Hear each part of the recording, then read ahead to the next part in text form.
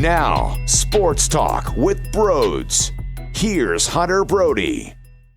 What is going on, everyone? Welcome on into Sports Talk with Brodes. The Sixers continue to impress. Without Joel Embiid to go on the road, this ride that they're on right now, they're 9-1 in their last 10. And I'm going to be honest, I did not anticipate seeing this level of play without the big man. It helps when you get contribution like Tony Bradley, 8 of 8, a double-double, 18 points, offensive rebounds, working on the glass. It was incredible what Tony Bradley did, and the fact that you have that type of play at a guys when Embiid is not available is tremendous, and that's what is allowing this team to take that next step and to continue to push forward. Think about this. Daryl Morey traded Zahir Smith for Tony Bradley. Do you think that was good? You think he fleeced the opponent? Absolutely. Wow, Daryl Morey just doing Daryl Morey things, and I'm sure you are going to hear his name pop up soon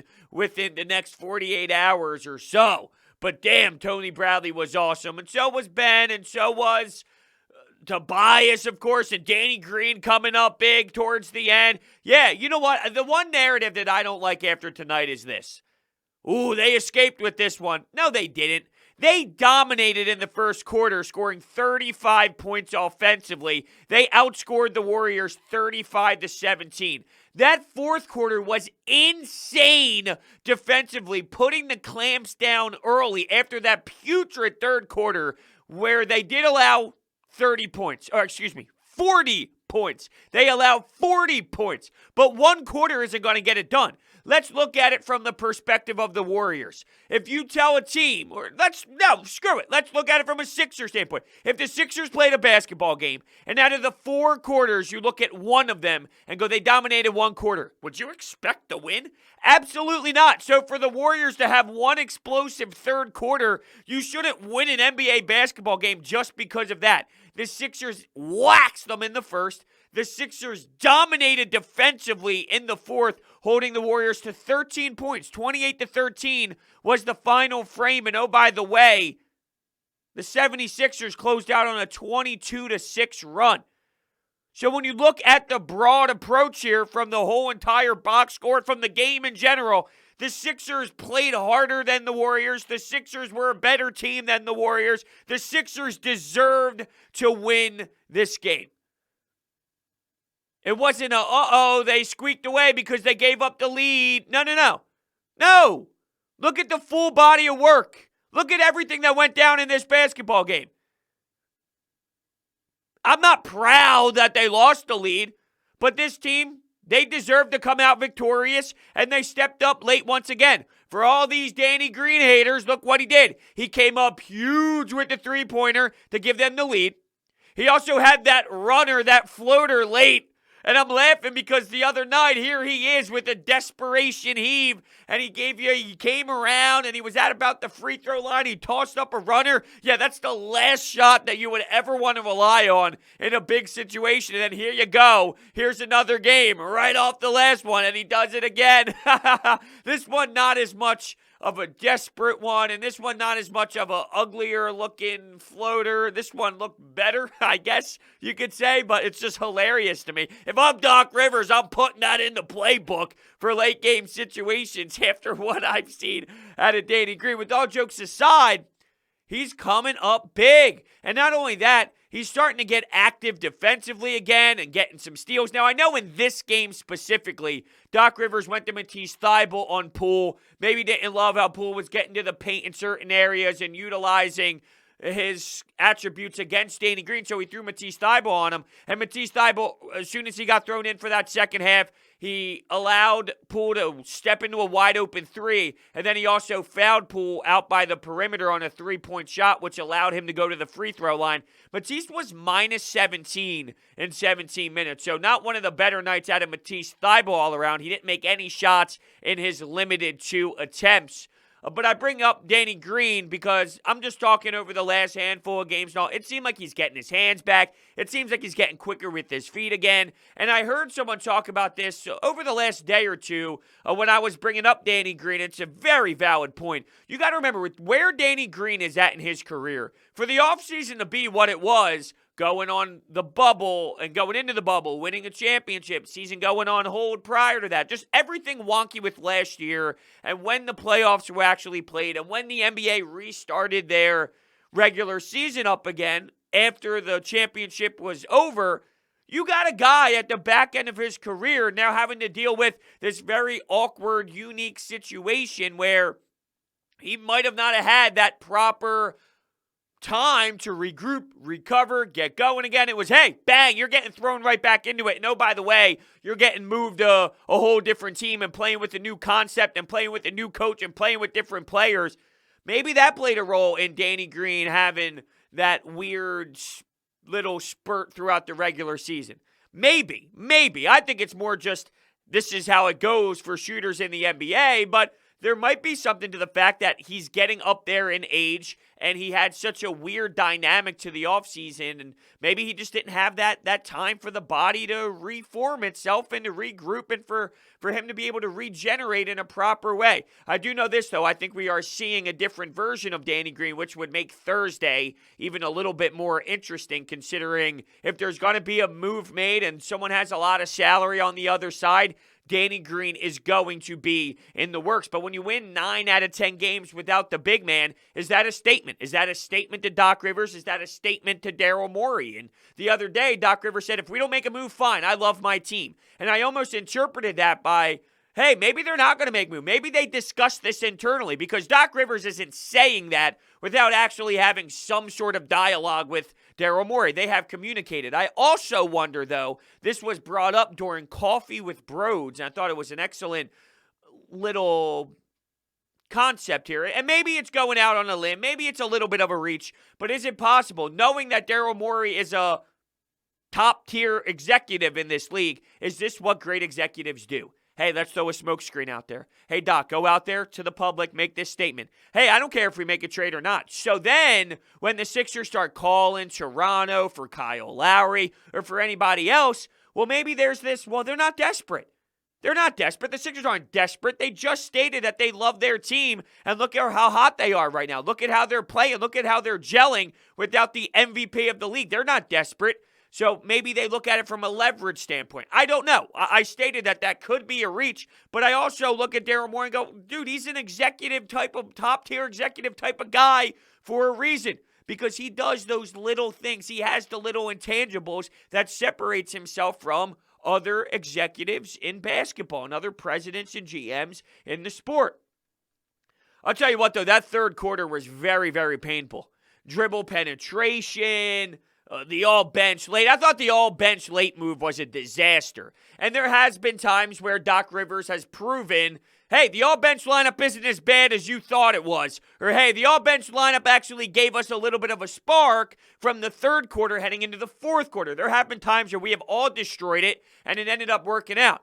But when your team is already on a downward spiral and your squad is already losing the lead with your starters in the game, I thought it was a little outrageous to go to your all-bench lineup then, and I hated it. But this is what Doc Rivers does.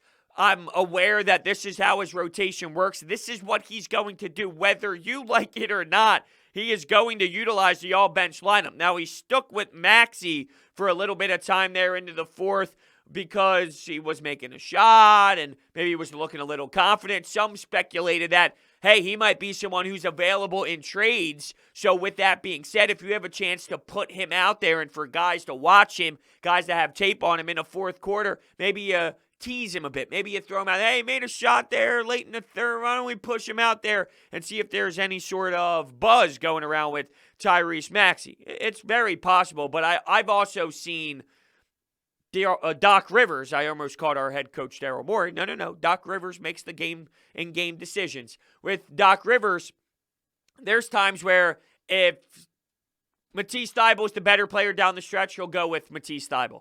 If Dwight Howard is the better big man, not when Joel Embiid is available, of course, but if Tony Bradley starts, but he's not having one of his better nights, he'll go with Dwight Howard. If Dwight Howard has all these offensive rebounds, cleaning up the glass and having some putbacks or maybe some dunks as well, and there may be some alley-oops with some dribble penetration and some nice passes, if that's the case, he'll go with the hotter hand. If it's Furkan, he'll go with Furkan. So I think more it's just that, and I'm basing that off of the track record that I now have with Doc Rivers with this current team.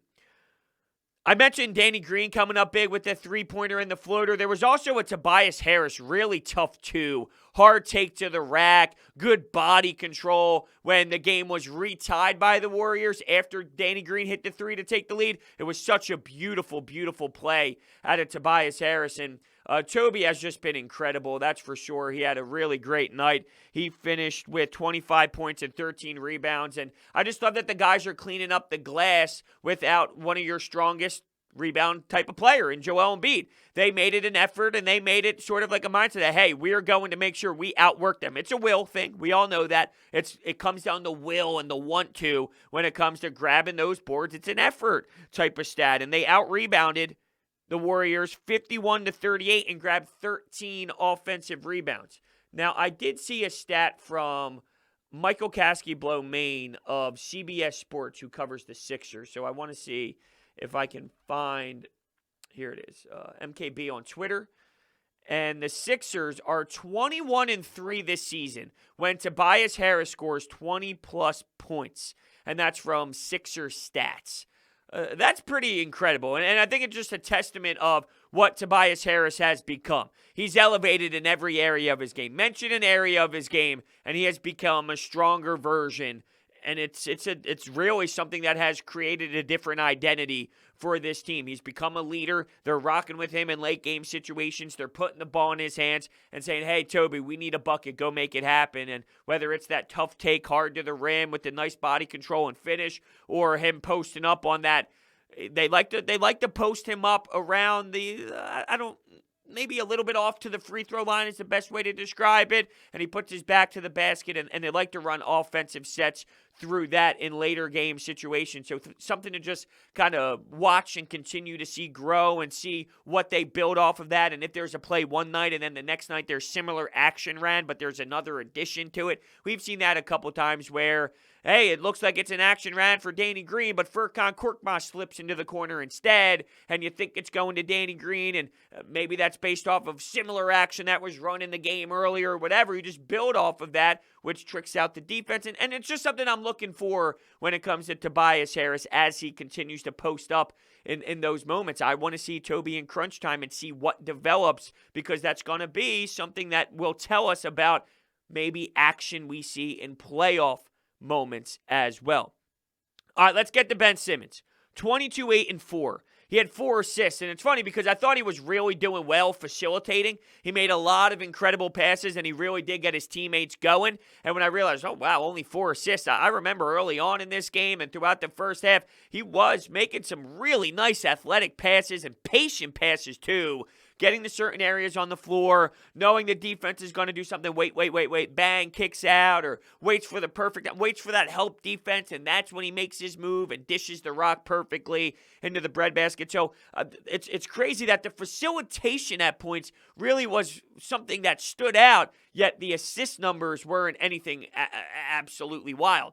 Here's what I love, though, and I was mentioning this in a previous post-game podcast, the lack of free throws. There's no way in hell that Ben Simmons should ever have 1 free throw in a game, 2 free throws in a game. It's unacceptable. It is not okay. I am not accepting that because I know Ben Simmons can be significantly better. And I raise the question to everyone because he finished with about 17 or 18 field goal attempts. I loved that. That was aggressive. That was downhill. That's the beauty of Ben Simmons. And I asked, well, if he had 6 free throws and 12 field goals, would I feel differently about it than if he had 18 field goals and 0 free throws, right? Because essentially that's the same thing, but he was just getting fouled compared to not getting fouled. But I said that's not enough because he's so dangerous that he could put the team in foul trouble. He could make Steve Kerr have to make different decisions. You have to put different guys on the floor. Maybe in the second quarter, you have one of your better players with 3 personal fouls, and you need to make an adjustment. It puts the other team in such a problem.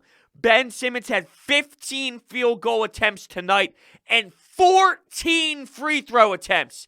You can do both. And this is why I am not willing to just admit that, you know what? If Ben only gives me defense, I'm okay. If Ben only does this and that, I'm okay. No! He's the type of talent that can put it all together as one. I didn't love all of his takes tonight, and that's fine. I'm okay with not loving all of them. You're never going to love every take out of every player. Sometimes LeBron has bad takes too, you know. Sometimes LeBron is willing to just pop it from 3 nonchalantly. That probably shouldn't have happened, and they could have looked for a better possession and a better look from some of his teammates. So it happens all around. I didn't love all the baby hooks and all the ugly-looking layups or whatever out of Ben, but you're telling me he went to the free throw line 14 times and took 15 field goals from the floor? That is incredible. That's the Ben Simmons that we should be able to expect, because there's no reason why you're not doing it. The reason why you're not doing it is because you don't want to. It's like offensive rebounds, and I'm talking about the effort on the glass, just effort on the glass in general. Why does that happen on a night? Because you want to. Because you're putting in the effort to. Because you're demanding it internally that I am going to win that battle. If Ben says every night, I am determined to win that battle when I go downhill, he's going to the charity stripe. It's inevitable. It's automatic. It's going to happen. So it's just about internally coming up with the mindset of, I'm going to do this. It's not that hard. You see when he does. And that's something that you witnessed in this game for sure. Tony Bradley, 18 and 11. It's just really incredible.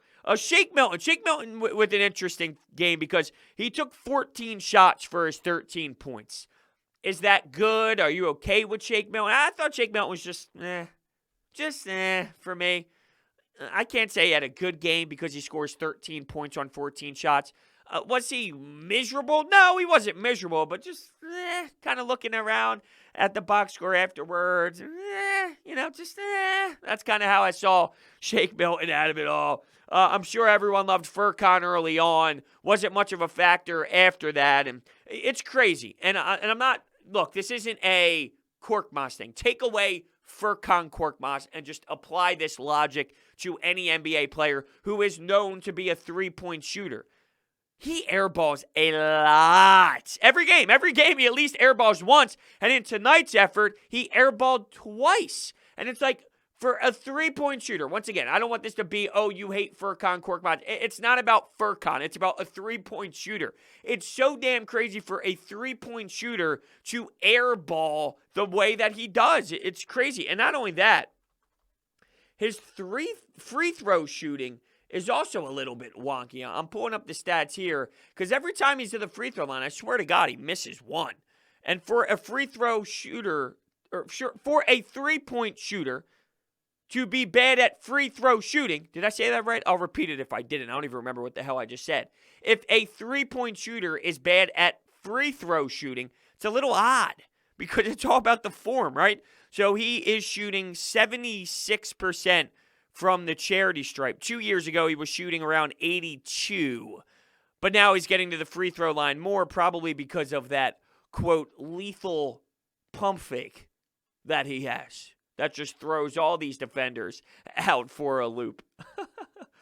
Oh, man. Speaking of out for a loop, let me tell you about my friends over at DeSimone Jewelers. I went to them for my fiance's engagement ring, and it was the best experience of my life, to the point where I went back for every single holiday since I proposed last June. They are a family-owned business with over 40 years of experience, and they moved from Jewelers Row to Haddonfield, New Jersey. They don't use sale tactics. They just show you options, and they educate their customers. They treat their customers like family.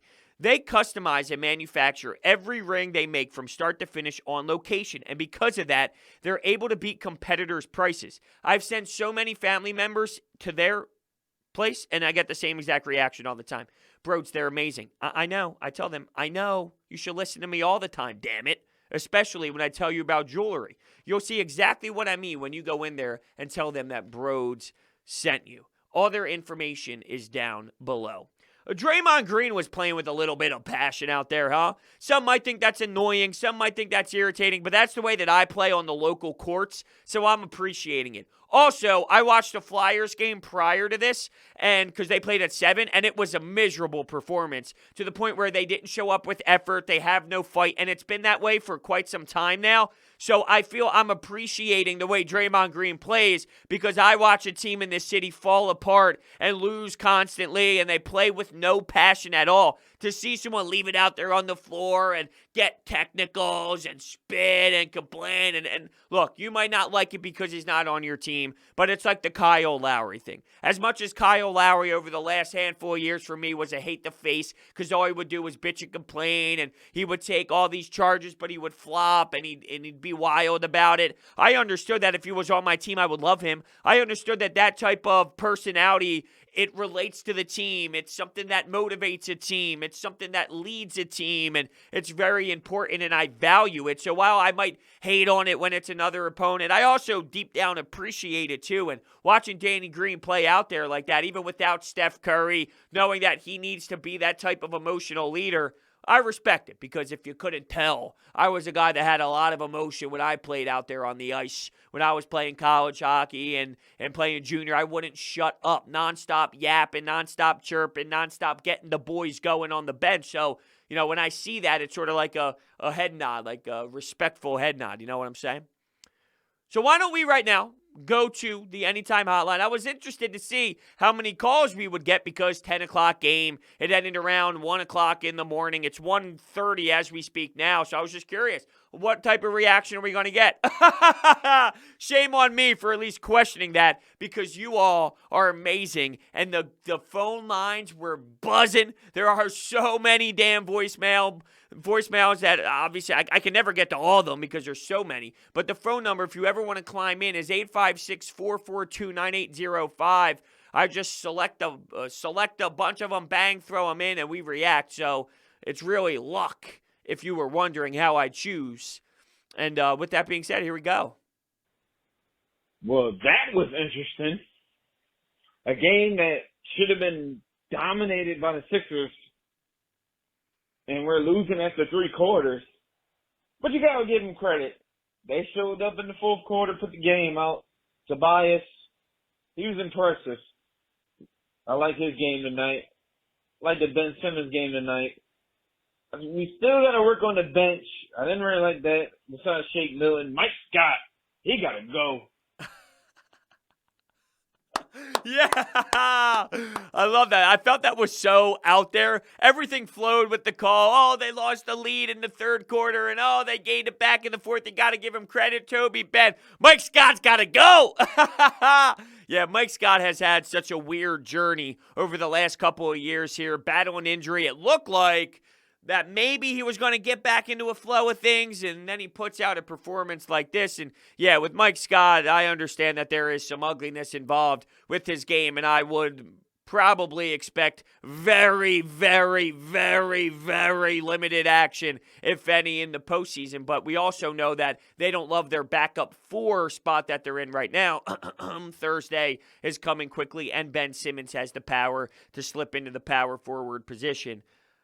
But yeah, the bench is an issue still. I know they went on this spurt of, well, look, you got great play out of the bench. Yeah, but they were playing out of their minds. There's no way that they go from disaster to out of their minds. There's some sort of middle ground, and I don't love their offense. And I got to give credit to Paul Hudrick of 97.3 ESPN, because he tweeted this out a couple games ago, and he also tweeted it out during this game, and it's something that I recognize too. It's almost as if when they run their offense with the bench at times, it's, okay, Shake, just go try and create something all on your own. And if it doesn't work, let's rely on Dwight Howard to maybe clean up the garbage. And that's not a recipe for success. That's not a good way to operate offense, especially if you're going to rock the all-bench lineup and go with all bench players. Hey, Shake, just go try and do whatever out there. Make a bucket, take it to the rack, take a couple shots, do what you need to do. And if it doesn't work, make sure we attack the rim, Dwight, and see if you can outwork the opponent, muscle some guys down,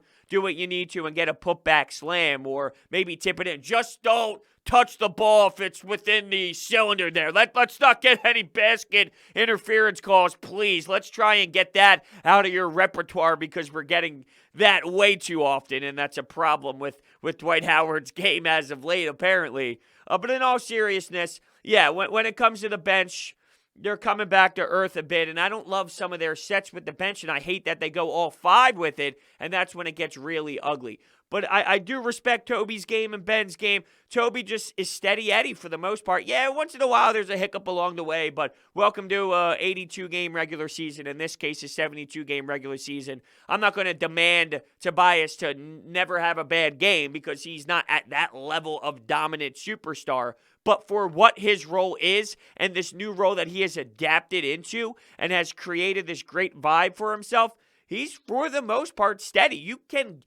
can guess his stat line majority of the nights and get it right because he's efficiently giving you something on a common basis here. Every night you can pretty much predict what Tobias Harris is going to get you. That's how you know that you're being a consistent player for your team, and that's very important, especially when you're losing your big man. I'm extremely impressed. 8-6 in a 14-game span or a 6-4 in a 10-game span was what I thought would be realistic out of this team. And to be fair, at the time, yeah, I think that's realistic. No one in their right mind, you could be that optimistic person that would have hindsight behind you and go, oh, yeah, of course I would have said this. But that's not reality. No one, when you heard the news about Joel, would say, you know what they're going to do without Embiid? They're going to just run off 9 wins in 10 games or something of that nature. You just wouldn't do that, right? That's not something that you would say. Well, they're continuing. The only game they've lost since that one game Joel Embiid left was Milwaukee, which is ridiculous. Now, that wasn't all without Joel Embiid, to be clear. But there is something to be said about the way that they're playing without him. Did they hear the noise of this team's going to go on a bad run without Joel, and they took it to heart? Maybe. Sixers got the dub tonight. You know, Brodes, I'm happy. I'm feeling good about this Sixers team, and it feels good to feel good about a Philadelphia sports team right now. Let me tell you that. And this Sixers team, we already know, they're a championship contending team. Championship contenders this year, Brodes. But, you know, Embiid was tonight without Curry. Without Embiid, without Curry. Warriors were without Curry. You know, we got the dub. Yes, we did. Yes, we did. I'm just looking exactly on what was who did they play? Was it the Bulls? Oh, no, the Wizards. So they played the Wizards the night of the injury. So since Joel Embiid went down, which they ended up finishing that game against the Wizards with the Spurs, it was 1, 2, 3, 4, 5, 6. It's been 6 games without the big man. And yeah, look, the caller mentioned a championship caliber team, and there's no doubt about it that this team has shown that to this point.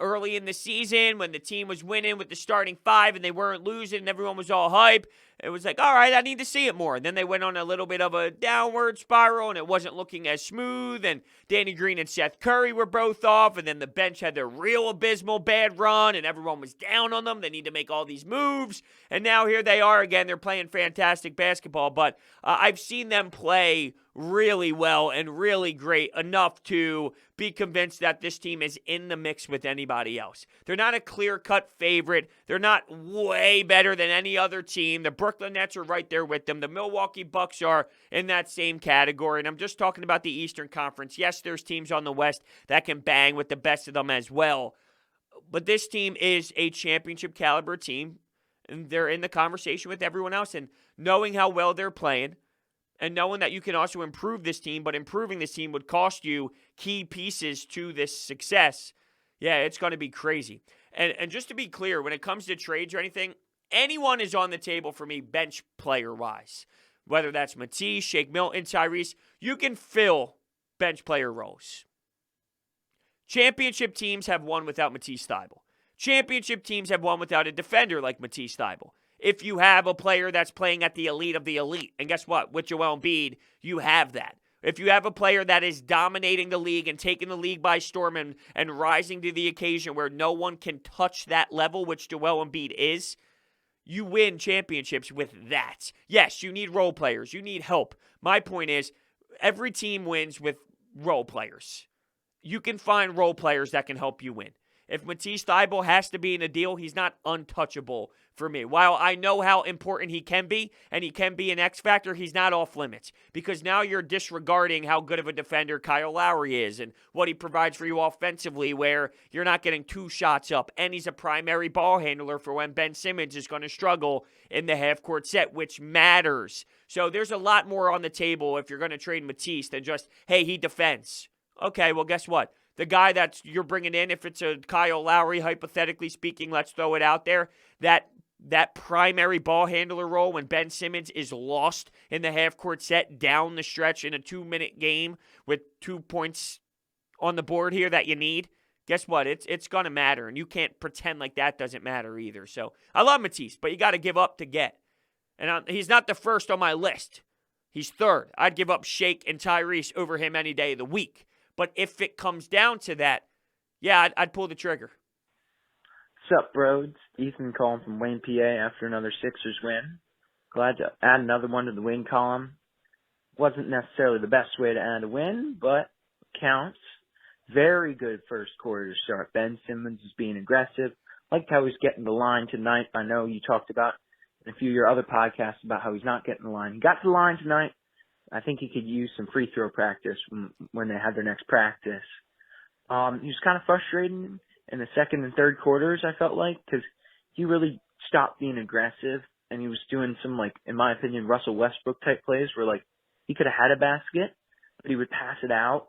Oh, yeah, that happened a lot. I remember during I forget who exactly he was posting up, but Allah was like, oh, he's got 4 or 5 inches on him. Take him. And what's he do? He ends up driving towards the free throw line, and then he kicks it out for a three-pointer that ended up bricking, or they didn't make it, or I think it was just a standard miss from 3, if I remember correctly. The point is, though, when NBA players have an advantage and when they have a mismatch, you fucking take them, dude. You take them. That's what you do. You take them. Now, everyone has a mistake or a bad possession here or there, but it's enough of a sample size. Once again, talking about how much I've seen this, it's been years and years and years. When you have a 4 or 5 inch advantage in the NBA, you abuse that. You laugh. You attack it with will. You never second guess and think, maybe let me kick it out instead. And, you touched on the second quarter and all. They got outscored 24-28, and they let their foot up on the gas a bit.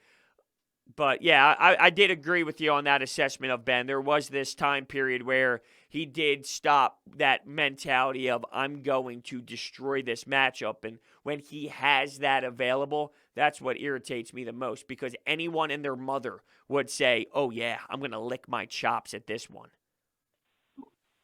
What's up, bros? We're at the Sixers beat the Warriors 108-98. Sixers were playing very sloppy in that second half. Very sloppy. They outscored by like 19 in that third quarter. But dude, in that first quarter, they were on fire, playing defense. The second unit was a struggle tonight. You can't do that. But St. Millen being solid, and then everything else. Ben Simmons, the free throws, he needs to work on those. But Tobias Harris, he did pretty consistent. 13 rebounds, I think, 25 points. Yeah, Tobias was awesome. And yeah, with the free throws, he only made 8 of the 14. But for me tonight, it's more about what's happening with the attempts, because the attempts went away. And if I'm going to pull up where he is with his free throws. It's weird with Ben. Every year he goes through this spurt of, wow, he's shooting 80% from the line, and then he falls back into this weird dynamic of not shooting as well. And we thought maybe Sam Cassell, the addition to him, was making such a big impact, which it is.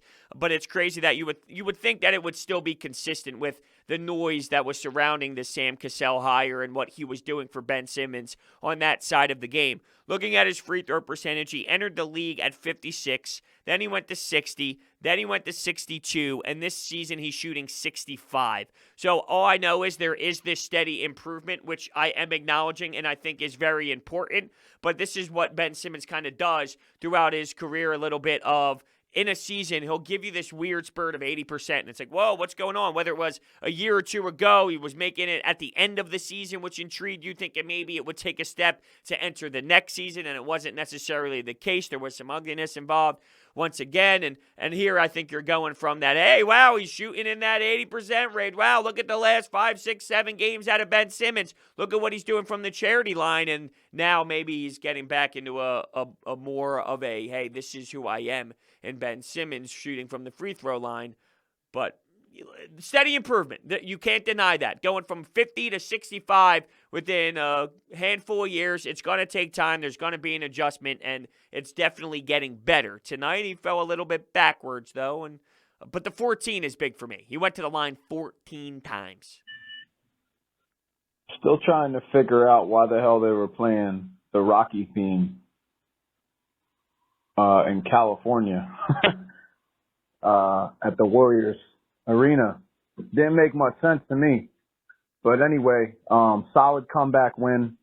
It's too bad the bench has been as inconsistent as it's been. But it seems like the starters are coming back in at just the right time and turning that juice back on at clutch moments. So as long as they're able to do that and, they're not falling back into the bad habits of not only blowing leads, but not being able to climb back into the game as they were last year, I'll be satisfied. So, yeah, I don't think that it's going to get to the point where you should be concerned that they can't find ways later on. There's going to be games. Look, you're not going to bat 1,000. There's going to be games where maybe they lose the lead and they can't come back. Or there's going to be a game where they just don't win the basketball game and maybe they have a hiccup along the way. There's going to be ugly moments. But if you're getting the explosive version of this Sixers team 8 out of 10 nights, that's all you can ask for. Even championship teams have a couple fluky ones, have some off nights, have some bad shooting nights, have some turnover problems randomly in a random game. That's going to happen. But for the most part, we have seen it enough where this is who they are. They are going to be the better team 8 times out of 10, and that is impressive. Now, then you can finally ask the question, which is fair, is this a product of playing the Golden State Warriors without Steph Curry? Is this a product of playing the Kings, who have the worst defense? Is this a product of beating the Wizards when you win 8 out of 10? That's what I'm asking. When it's 8 out of 10. When you see that in a regular season, is it really because they can be the... Because I just mentioned, they're the better team 8 out of 10 times, right? Are you the better team 8 out of 10 times in a playoff series against the Milwaukee Bucks? I don't know. I think they can be. I wouldn't be surprised if they are. They possibly can be. I am aware of that. Are they, though? I don't know. With the Brooklyn Nets, are they? I don't know. And really, the question should be 4 out of 7, not 8 out of 10. Because they really only need to be at 4 out of 7, which is different. Can they be? Yeah, they can. That's why I've been saying, yeah, they're in the mix with anybody else. I have a hard time, though, when it comes to the NBA regular season, how much of it is relatable, how much of it matters, how much of it is you're never going to see a Sacramento Kings defense in the playoffs. You're never going to see a Washington Wizards in the playoffs. But to counter my own point, and I'm cool with countering my own points at times, they're doing it. They're doing it. Good teams, what do? They just take care of business and they beat through these teams. They win. They handle business. They move on to the next one. They go to the West Coast. They start their West Coast swing with a victory. They start their West Coast trip beating the Golden State Warriors, and then they move on to Thursday against the Lakers. That's what they do. You win. You win. You have to beat these teams. You beat these teams. That's what teams do. That's what championship caliber teams do. They just win. They don't worry about, well, this team is this and that team is that and this team is bad and we got to worry about May. They don't do that. I might. They don't. They go out there and play and they win. So, yeah. They're beating up teams. And if you're going to be a squad that's going to hold the trophy at the end of the season, you beat up on teams. So there is a realistic viewpoint in that as well. All right, so before we head out of here, the tournament is in full swing, and the action hasn't disappointed. There's been so many upsets. Oral Roberts, you name it. Loyola Chicago, numbers-wise, an upset, but they can ball. It's been wild. DraftKings Sportsbook, America's top-rated sportsbook app, is putting new customers in the center of the action. Bet $1 on any tournament game, and if your team wins, you win $100. It's that simple. Download the top-rated DraftKings Sportsbook app now and use promo code BRODES when you sign up to turn $1 into $100 if the college basketball team of your choosing pulls off the win. That's code BRODES to turn $1 into $100 for a limited time only at DraftKings Sportsbook. Must be 21 or older. Pennsylvania only. New customers only. Restrictions apply. In partnership with Meadows Racetrack and Casino. See DraftKings.com/sportsbook for details. Gambling problem? Call 1-800-GAMBLER. Thank you guys so much for listening, and I will see you next time.